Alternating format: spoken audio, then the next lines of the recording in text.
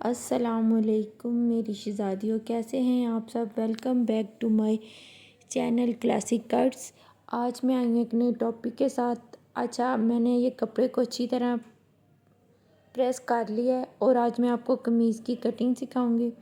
Press کر لیا ہے اور یہ دیکھیں میں نے ابھی شولڈر کے نشان لگائے ہیں۔ یہ میں نے 7.5 پہ لگائے ہیں۔ تیرہ میں نے 7.5 رکھا ہے اور میں نے یہ نشان لگا لیے ہیں اور یہ جو گہرائی ہے اسے میں 1 انچ پہ کروں گی۔ اس کے بعد میں نے نیچے کمر کا نشان لگانا اور ہپ کا، یہ دیکھیں میں نے ابھی ہپ کا لگایا، آپ کو نظر آ رہا ہے 21 پہ۔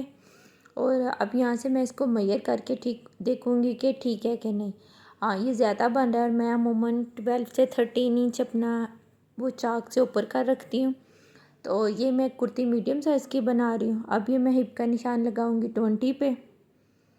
یہ نشان میں نے لگا لیا ہے اور اس کو میں نے پہلے وہ یلو چاک سے لگایا، مجھے لگا وہ فیل نہیں ہو رہا تو میں نے بلو بھی اس پہ یوز کیا۔ اب میں کمر کا نشان لگاؤں گی، کمر کا میں 5.5 پہ نشان لگاؤں گی اور یہ کمر کی جو میئرمنٹ ہے وہ آپ نے اپنے سائز کے اکارڈنگ لینی ہے۔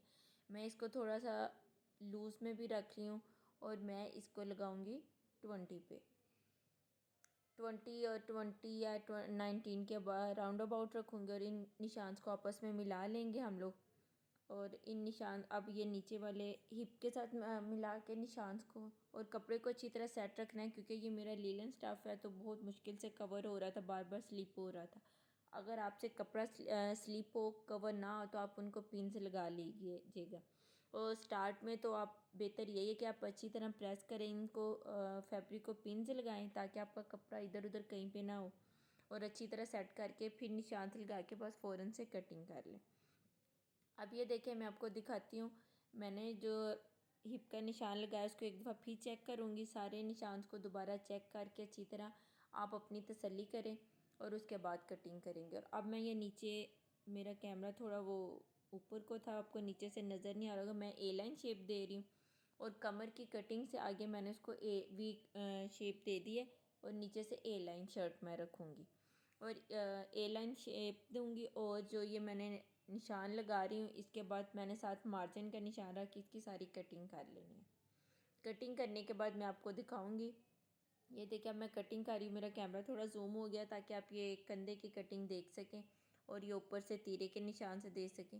اب میں اس کی کٹنگ کرتی ہوں، میں نیچے سے کٹنگ کرنا سٹارٹ کروں گی اور کرتے ہوئے میں یہ ساری کٹنگ کروں گی کندھے تک، اور ہوپ فلی آپ کو یہاں تک سمجھ لگ گئی ہوگی، اور نہیں لگے گی تو آپ مجھے پوچھ سکتے ہیں، کمنٹ کریں، میں آپ کو ضرور رپلائی کروں گی۔ اور یہ مارجن رکھ کے نا تو میں نے کٹنگ کر لینی۔ میں ایک بات آپ کو بتاؤں، میں عموماً جو مارجن ہے نا وہ ہمیشہ زیادہ رکھتی ہوں۔ سٹیچنگ کے بعد جب ہر چیز میری پرفیکٹ ہو جاتی ہے، مجھے تسلی ہو جاتی ہے کہ اب ہر چیز ٹھیک ہے، تو میں پھر مزید مارجن میں کٹنگ کر دیتی ہوں۔ اب یہ میں نے کندھے کٹنگ کیے اور اوپر سے میں 1/2 انچ ڈاؤن جو کٹنگ کروں گی تیرے کی، یہ دیکھیں میں نے 3 انچ جو گلے کی براڈنس رکھنی ہے اس پہ نشان لگا کے باقی کو 1/2 انچ ڈاؤن کر کے میں نے کندھے کی کٹنگ کر لینی ہے تیرے کی۔ یہ دیکھیں، یہ میں آپ کو بھی دکھا بھی دیتی ہوں کہ میں نے 1/2 انچ پہ نشان لگایا، یہ دیکھیں میں نے نشان لگایا۔ اب میں اس کی کٹنگ کروں گی 1/2 انچ پہ کٹنگ کر کے نا، یہ دیکھیں آپ کو لگ رہا ہے کہ میں نے زیادہ ہی ڈاؤن کر دیا، یعنی اوپر سے میں نے پھر جب گلے کو اسٹریٹ وہ دیا ہے نا تو یہ ساری یہ ٹھیک ہو جائے گا۔